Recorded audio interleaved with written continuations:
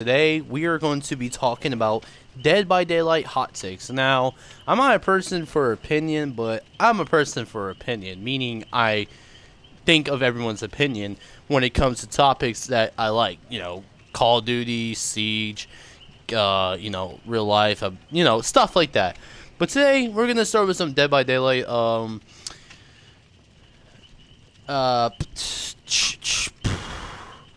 Like just some hot takes.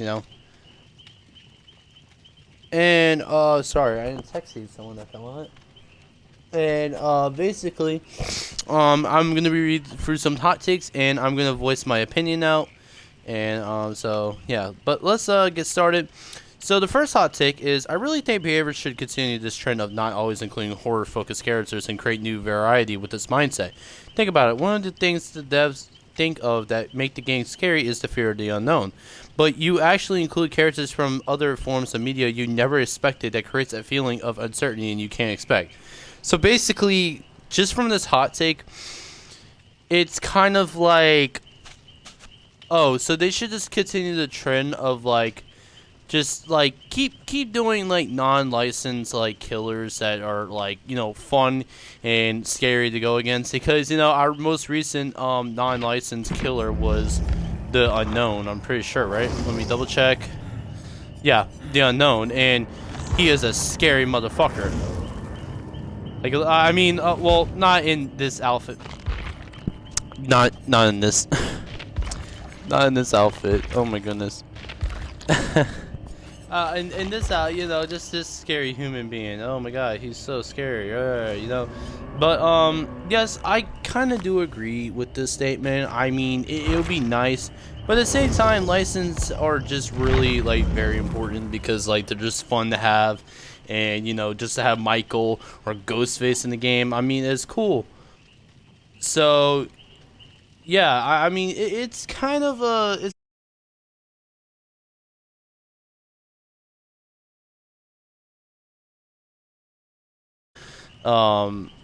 So yeah, but I think, yeah, new variety is a good thing, but at the same time, keep it as it is throughout these whole 9 years of Dead by Daylight. Anyway, next hot take. Hot take. Smash Hit is the best exhaustion perk, because if the killer realizes you have this, you can play more greedy on pallets. Well, yes, but no. Exhaustion perk Smash Hit is kind of terrible in some cases, because number one, this perk forces you to waste pallets just to get 150% speed boost for 4 seconds. That's terrible. And including to what Meg has, her sprint burst, 150 seconds for 3 seconds. But I mean, yeah, sure, but sprint burst is more consistent, because you get a 40-second cooldown, but you can basically just do it without any other action to do it. Or what other exhaustion perk am I thinking? Or balanced landing. You get 150% for 3 seconds, and you're landing. I mean, literally, just jump from high places and you get to land and get that speed boost. I mean, sure, yeah, playing more greedy on the pallet is kind of what looping is and chases is nowadays of Dead by Daylight. But honestly, who would just waste a perk slot when there's other cool perks to run that is good for chases, like this one, for example: Finesse, Iron Will, Hope, and Resilience. By the way, I am going to showcase this build today, but I'm not going to really go in depth with it. I'm just going to do it for background play, so I can just continue on talking about these hot takes. But Smash Hit, it's decent, but I don't think anyone wouldn't waste their perk slot just to use this this pallet exhaustion perk. So I don't think it's the best exhaustion perk, but I think it's one of the decent ones that can be useful in some scenarios.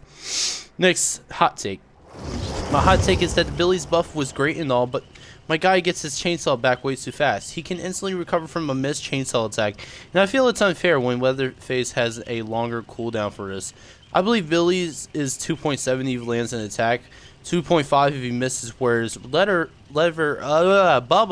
is 4 seconds per token. So, yeah, okay, sure. Oh, that is a P100. Yeah, okay, sure. Yeah, there's some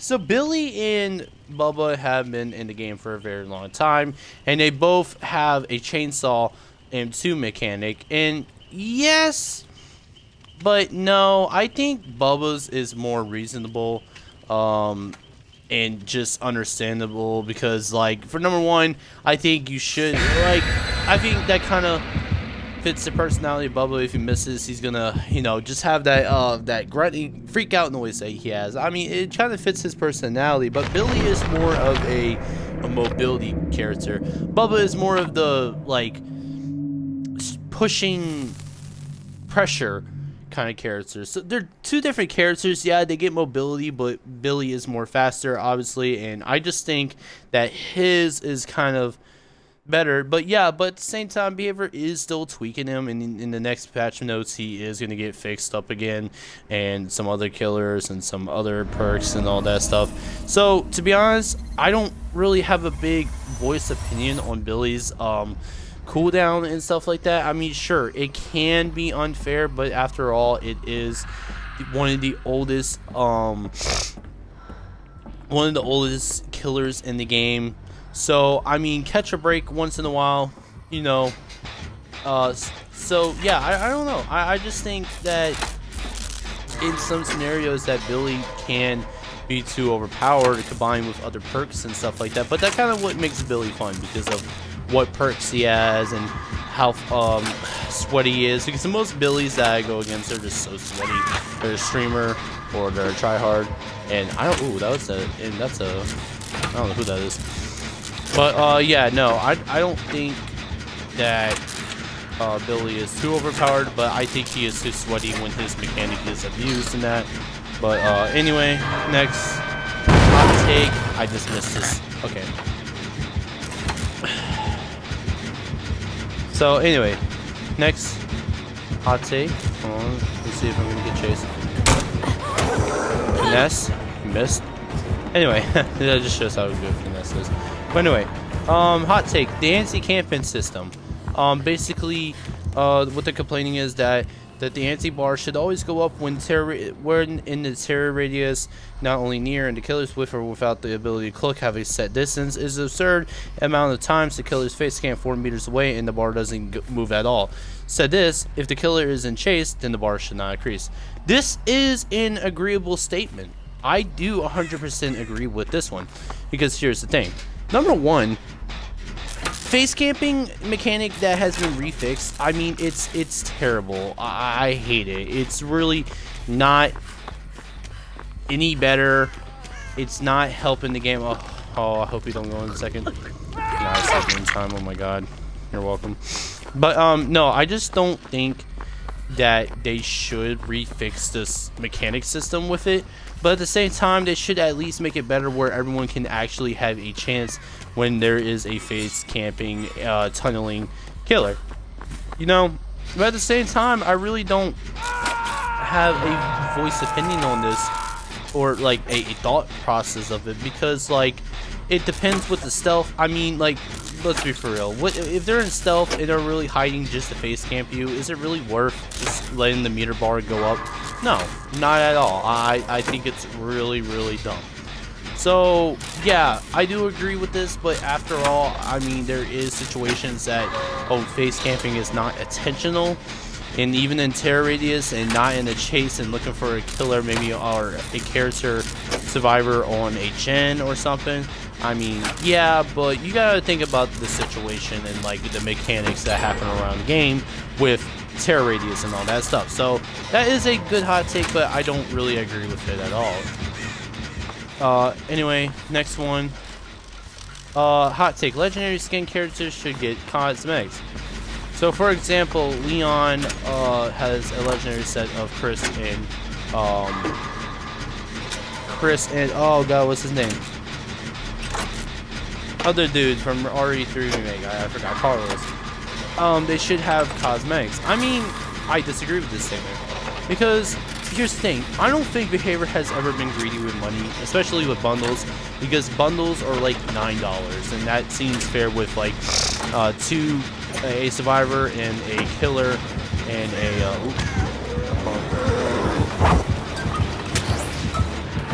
So I don't think they should like be greedy with the money on that, because they were never greedy with money to begin with. So I mean, no, I don't think they should have more skins or anything like that, like Chris having his RE5 outfit or his village outfit. I think it's perfect as it is. So honestly, no, I don't think they should, but at the same time it would be okay.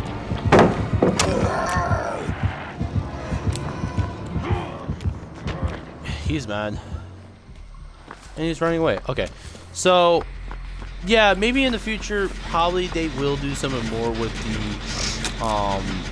the skins, with the legendary sets. But I think it's cool that James Sunderland or Mary, I'm pretty sure that's who it was, with Cheryl is a cool collab and all, but like I don't think it should be really, you know, included with just having more skins with them that make almost no sense whatsoever. So yeah, probably not. But yet again, you know, Behavior was just never greedy with money, never were. So anyway, next hot take is stealthy teammates are the worst teammates, and basically they don't take hits, and when they try to take in chases, they get down most of the time and they're not really good. Okay, I kind of agree, but like stealthy teammates that like use distortion, for example, can be useful in some situations, but overall in time, if they're just crouch walking the whole map, I totally agree. Yeah, they are the worst. But I mean, and then they get the hatch at the end and it's just it pisses you off more. Yeah, kind of, but I mean, you know, they're in the game. Stealth is a thing in the game, and there is stealth perks in the game, you know. But I don't really have a big, you know, upside to it, because like, you know, you're gonna have new players and you're gonna have players that want to play stealth the whole game, because I know someone that does use distortion all game and don't swap up their build or anything. So yeah, I kind of agree, but I disagree. Agree to disagree. Anyway, next hot take. Dramaturgy is a really underrated exhaustion perk. Hold on, let me read this real quick. Hold on. So Dramaturgy is a really underrated exhaustion perk, being sort of like a mini on-demand sprint burst and being able to give you pretty broken add-ons, like syringes and branded parts if you're lucky enough. And even when it gets to the point when you get exposed, a good survivor can play safely until it wears off. I totally agree with this. Dramaturgy is a very, very busted exhaustion perk that no one has talked about. I literally played a video, or I did a video a couple days ago showcasing the perk. Oh shit, I'm about to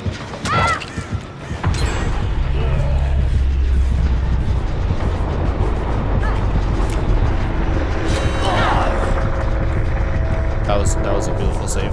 Anyway, but yeah, sorta. I mean, Dramaturgy is a really good perk, and there is upsides and downsides. So it, like, screaming exposed, but you get add-ons or an extra boost. Yeah, there is some upsides to the perk, but I mean, overall, from what I heard, it's getting nerfed, and it's crazy how a non-focused perk in that no one talks about in the community is getting like nerfed. You know, like, that's just, it's dumb. But I don't think they should like retouch the perk at all or anything, because I think it's balanced as it is. And if they do nerf it, then I'm not surprised, because like they're gonna nerf anything nowadays. Like, they will nerf the most silent perk that has a low pick rate and shit. I mean, am I surprised? No, because, you know, Behavior touches any perks nowadays. And oh my god, are you slugging for the 3K? Pick her up. Oh my god, you're mean, play.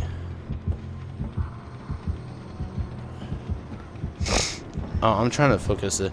But yeah, Dramaturgy is good. I even showcased the perk of its value and stuff. So yes, it is a very good perk.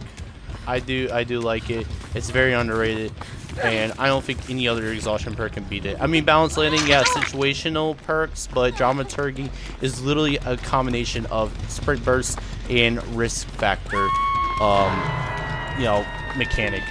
So yeah, maybe Dramaturgy is underrated, but I mean, there is just like it's too overpowered, and then people say, yeah, it's getting nerfed because of its overpoweredness, you know. But that is a good hot take, and I totally agree with this one. I think this is the only one I kind of did agree with this because, you know, Dramaturgy is just one of those fun perks that it's basically a troll perk. I mean, it was like when Nicholas came out, everyone was just like, what? This is a perk, da da da da, you know?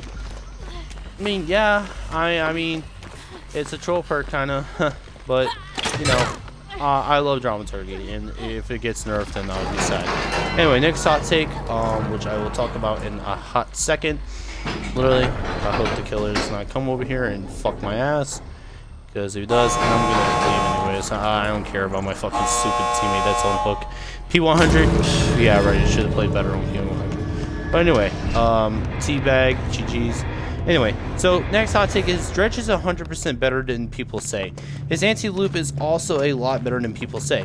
Yes, locker randomness can hinder him, but if you know how to get enough value from his remnant TP, it's not bad at all. Does not deserve the disrespect. That is a high C tier to B tier. So here's my thing about Dredge. When he came out, he was really fun to play. Everyone did like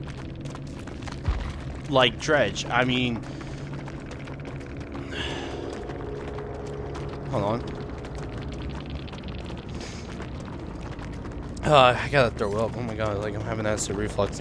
But anyway, yes, he is really a good killer. I mean, he's just one of those fun killers where it's just a teleportation killer, and you know, his Nightfall, and he has built-in undetectable. I mean, it's a fun killer, yeah, but I hate that people kind of don't talk about like how good he is, because like there is some people out there that that play killer and just, you know, make builds and stuff. And Red's Gaming, he did make a build with Dredge, and Dredge is just a fun killer to play. So yeah, 100% agree, he is kind of a killer. Like, he is 100% better than people say. His anti-loop is very overpowered. And even the return to Remnant, I mean, shit, like, let's say, oh, he's doing that move, and you're like, oh, I can return to that position, I place my Remnant, and then you get the down, and it's just, yeah, I think Dredge is really overpowered, but people just don't really talk about him, nor do they give him a buff to where he can be playable and fun to everyone, because even if he got a buff of some sort, like, teleportation speed, then everyone would be playing him. But, next hot take. Hot take. Singularity is actually kind of easy to play. This is not true. I disagree with this hot take. Because, A, Singularity is a very difficult killer to play. Like, so there is these ratings on the killers, like, well, there used to be. Like, they always show the difficulty of the killer, like, the difficulty. And Singularity was kind of the medium section. But so here's my thing. He is really, like, he's really hard to play because, number one, it sucks that you would have to use his cameras just to place down, and then you would have to go in camera mode, and then you would have to find people on gens and stuff, and then you have EMPs to deal with. I mean, sure, if you get the feel of Singularity and how his gameplay works, then yes, maybe you can get some sick plays off of Singularity, and you know, and especially if it's split stream and all that. I mean, yeah, I mean, he is kind of a difficult killer to play, but if you get to know how to play him and stuff like that, I mean, you'll become easier. So, where is it? The overlock mode, yeah, the split screen teleport. Basically, when you're in a chase, you can just teleport on a character that is tagged with the biopods. And yeah, but even on pallets, I mean, he does have Hindred, but I mean, there is perks to counter that, like Enduring and stuff like that. But he is difficult to play. I mean, I played Singularity for maybe like 20 hours, like in total for him. I only have 20 hours for Singularity. Give me a break. I mean, yeah, he can be a killer that can be easy to play if you know how to play camera and like spotting killers like Knight and Skull Merchant, kind of. Not really. Yeah, he can kind of be easy to play, but I really disagree that he is easy to play. There is some learning to do with Singularity. Anyway, so our next hot take and our last hot take is the game is very killer sighted. This comes from someone who mainly plays Demogorgon. How unfair the game is depends on how sweaty you are, but even with no gen regression or tunneling, you can win about half your games. I disagree with this. I disagree with the last section of this hot take, but in the first one, yes, this game is 100% killer sighted. There is just so many anti-progression perks for killers like Deadlock or Scourge Hook Pain Res, Corrupt Intervention.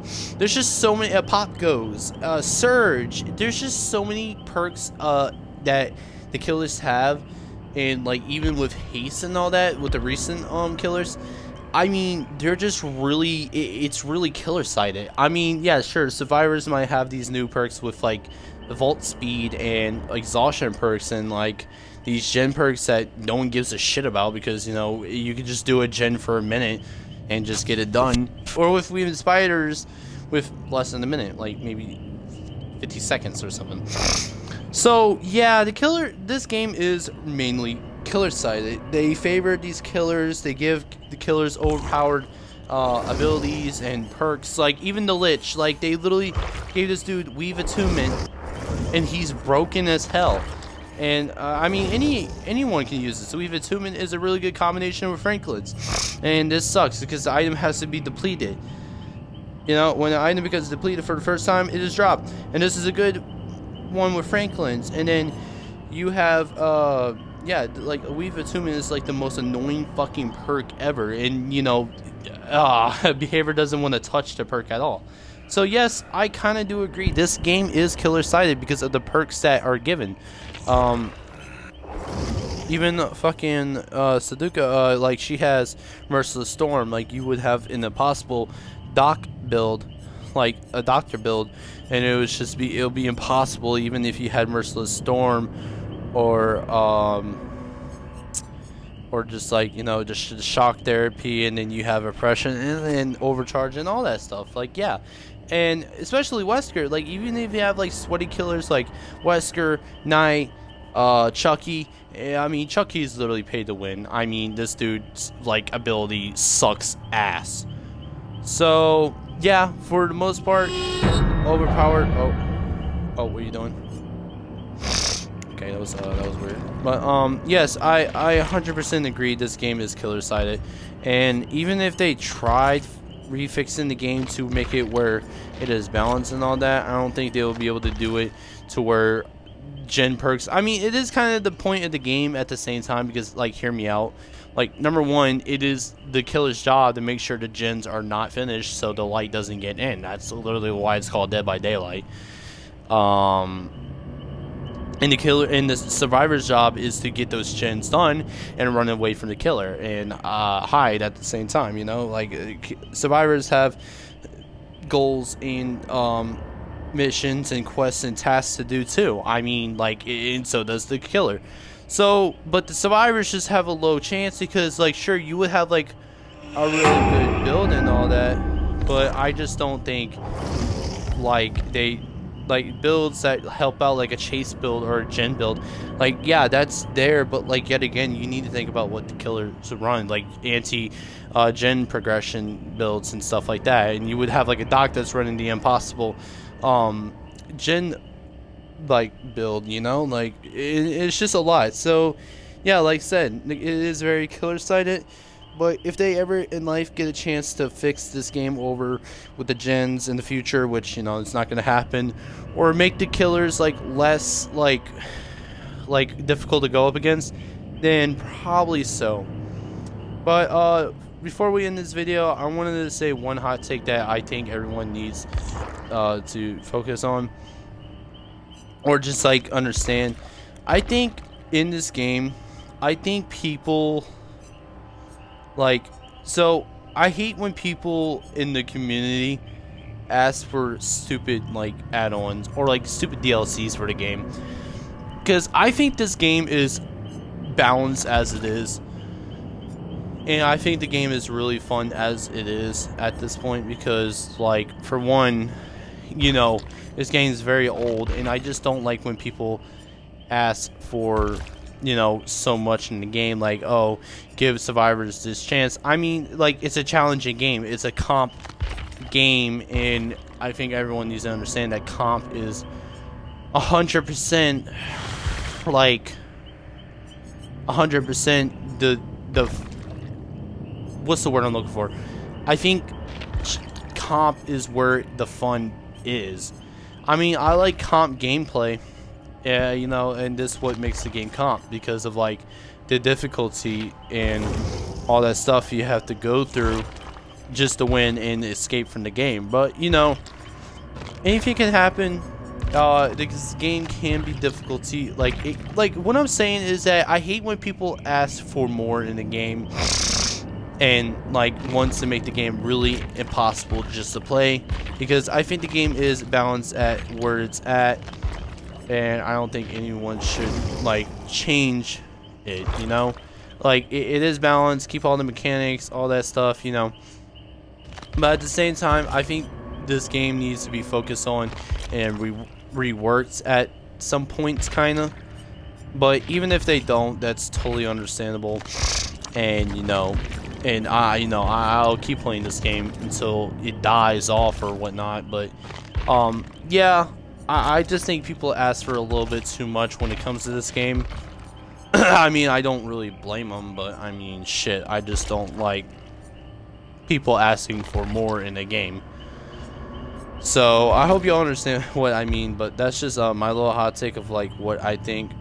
Like, yeah, like I think everyone should just like understand that the balance in this game is okay at where it is, but I don't think they should be, you know, messing with it or whatnot.